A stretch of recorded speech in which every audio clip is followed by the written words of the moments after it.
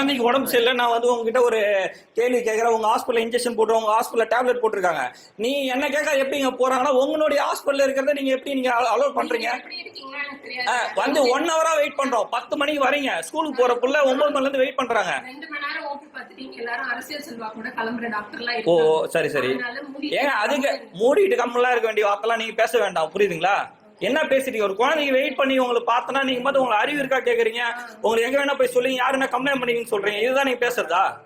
உங்கள்ட்ட பேசணும் அவசியம் இல்லைங்க. ஒர்க் இன்டரப்ஷன்க்கே வந்து கேஸ் மேல கேஸ் போடலாம், ஐபிசி என் மேல போடுங்கன்றேன்.